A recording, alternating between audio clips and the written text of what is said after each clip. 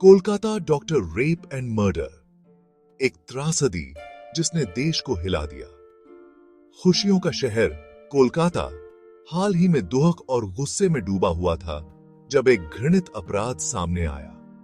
एक युवा महिला डॉक्टर जो दूसरों को ठीक करने के लिए समर्पित थी, एक क्रूर बलात्कार और हत्या का शिकार हो गई।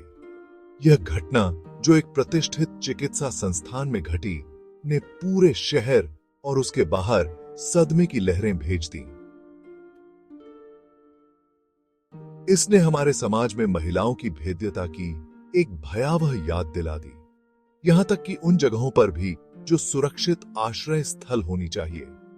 इस भयावह कृत्य ने व्यापक आक्रोश को जन्म दिया और न्याय की मांगों को हवा दी।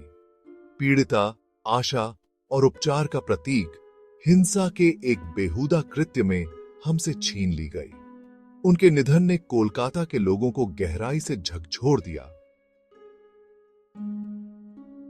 जिससे दुहक, क्रोध और बदलाव की सामूहिक मांग सामने आई। यह मामला कोई अलग-थलग घटना नहीं है। यह एक बड़ी सामाजिक समस्या को दर्शाता है जिस पर हमें तत्काल ध्यान देने की आवश्यकता है। यह भारत में महिलाओं के खिलाफ हिंसा के गहरे मुद्दे को दूर करने और एक ऐसा समाज बनाने की अनिवार्यता को रेखांकित करता है जहां महिलाएं सुरक्षित, सम्मानित और सशक्त महसूस करें। क्रूर घटना और उसके बाद आतंक की एक समय रेखा। यह दुस्वप्न आरजी कर मेडिकल कॉलेज एंड हॉस्पिटल में शुरू हुआ, जो लोगों की जान बचाने के लिए समर्पित जगह है। एक आशाजनक करियर की दहलीज पर खड़ी युवा डॉक्टर रात की पाली में काम कर रही थी। मरीजों के प्रति उसका समर्पण अटूट था। दुख की बात है कि अस्पताल, जो उपचार का अभयारण्य माना जाता था, एक भयावह अपराध का दृश्य बन गया। घटना का विवरण जैसे ही सामने आया, कोलकाता के निवासियों की रीढ़ की हड्डी को ठंडा कर दिया। पीड़िता अस्पताल परिसर के भीतर बेरहमी से मारपीट और हत्या करती हुई पाई गई। उसका जीवन सबसे भीषण तरीके से खत्म हो गया। उसके शरीर की खोज ने अस्पताल के कर्मचारियों को झकझोर दिया और पुलिस को तुरंत बुलाया गया। शुरुआती प्रतिक्रिया की आलोचना की गई। लापरवाही और देरी से जांच के आरोप लगाए गए।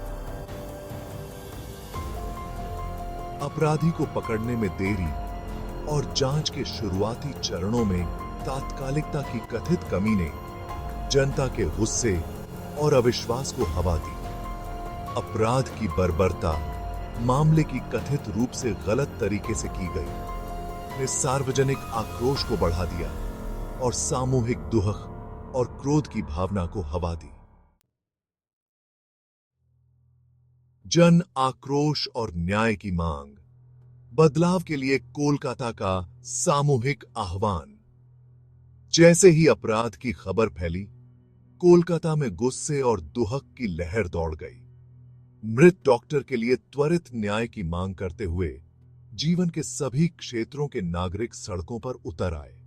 इस घटना ने हमारे समाज में महिलाओं की भेद्यता की एक भयानक याद दिला दी, जिससे विरोध प्रदर्शन और प्रदर्शनों का एक बवंडर आ गया।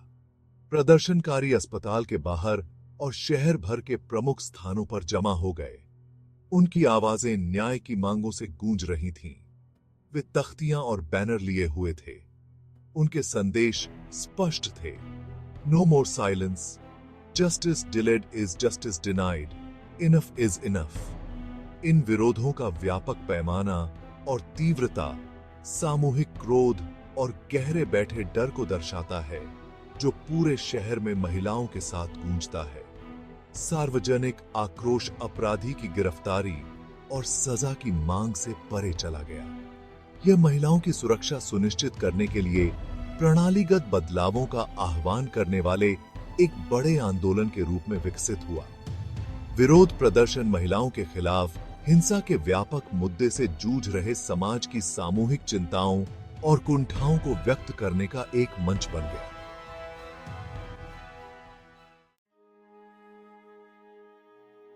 खंड 4, डर से सवार समाज।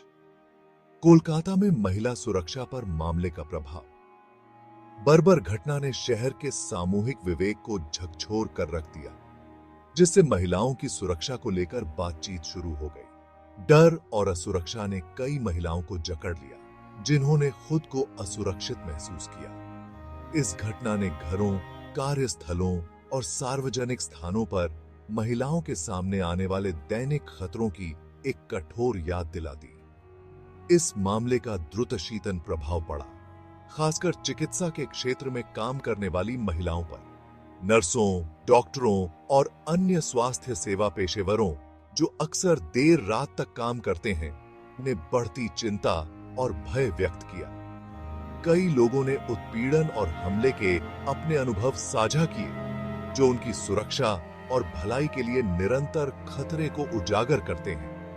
इस घटना ने अस्पतालों और अन्य संस्थानों में सुरक्षा के बढ़ते उपायों की तत्काल आवश्यकता को रेखांकित किया। इसने बेहतर रोशनी, सीसीटीवी निगरानी और कड़े सुरक्षा प्रोटोकॉल का आह्वान किया, खासकर देर रात की पाली के दौरान। सुरक्षा उपायों से परे, इस घटना ने लैंगिक संवेदीकरण, जागरूकता अभियानों और महिलाओं के प्रति दृष्टिकोण में सामाजिक बदलाव की आवश्यकता के बारे में व्यापक बहस छेड़ दी। खंड 5, प्रणालीगत परिवर्तन की आवश्यकता, न्यायिक और कानून प्रवर्तन सुधारों के लिए आह्वान। इस विशिष्ट मामले में न्याय की तत्काल आवश्यकता से परे जनता का आक्रोश बढ़ गया। इसने प्रणालीगत विफलताओं के बारे में एक बड़ी बातचीत को प्रज्वलित किया, जो इस तरह के जघन्य अपराधों को होने देते हैं। महिलाओं के लिए बेहतर सुरक्षा और अपराधियों पर अधिक प्रभावी मुकदमा सुनिश्चित करने के लिए न्यायिक प्रणाली और कानून प्रवर्तन एजेंसियों में व्यापक सुधारों की बढ़ती मांग थी। प्रमुख मांगों में से एक महिलाओं के खिलाफ अपराधों के लिए तेजी से सुनवाई और अधिक कठोर दंड की थी। न्यायिक प्रणाली की धीमी गति और अपराधियों को अक्सर दी जाने वाली हल्की सजा लंबे समय से हताशा और क्रोध का स्रोत रही है। एक अधिक कुशल और उत्तरदायी न्याय प्रणाली के लिए सामूहिक आह्वान किया गया, जो विश्वास पैदा करे और त्वरित और सार्थक न्याय प्रदान करे। कानूनी सुधारों से परे कानून प्रवर्तन कर्मियों के बेहतर प्रशिक्षण और संवेदीकरण की भी मांग की गई। यौन हिंसा पीड़ितों के प्रति अक्सर असंवेदनशील और खारिज करने वाले रवैये को दूर करना महत्वपूर्ण था, जो महिलाओं को अपराधों की रिपोर्ट करने से रोकते हैं। कानून प्रवर्तन और समुदाय के बीच विश्वास कायम करना सर्वोपरि था, ताकि यह सुनिश्चित हो सके कि पीड़ित न्याय की तलाश में सुरक्षित और समर्थित महसूस करें। खंड 6, गैर सरकारी संगठनों और सहायता समूहों की भूमिका, महत्वपूर्ण सहायता और वकालत प्रदान करना। इस त्रासदी के बाद गैर सरकारी संगठनों और सहायता समूहों की भूमिका पहले से कहीं अधिक महत्वपूर्ण हो गई। इन संगठनों ने पीड़ित परिवार को कानूनी सहायता, परामर्श और उनके अकल्पनीय दुख और आघात के समय भावनात्मक समर्थन प्रदान करते हुए अमूल्य सहायता प्रदान की। उनकी उपस्थिति और अथक परिश्रम ने दुखी परिवार की आवाजों को बढ़ाने और यह सुनिश्चित करने में मदद की कि उनके अधिकारों की रक्षा हो।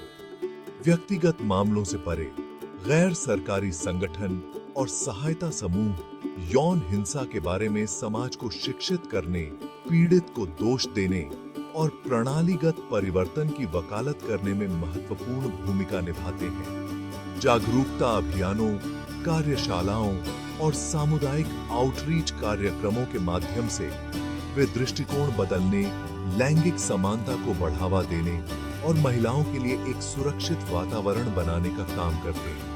ये संगठन अक्सर पीड़ितों और न्याय प्रणाली के बीच एक सेतु का काम करते हैं, कानूनी मार्गदर्शन प्रदान करते हैं पुलिस स्टेशनों और अदालत की सुनवाई में उनके साथ जाते हैं। ओ चीकी सी चीकी और पूरी कानूनी प्रक्रिया के दौरान भावनात्मक समर्थन प्रदान करते हैं। वकालत, समर्थन और जागरूकता बढ़ाने के उनके अथक प्रयास लैंगिक हिंसा के खिलाफ लड़ाई और न्याय की खोज में महत्वपूर्ण है।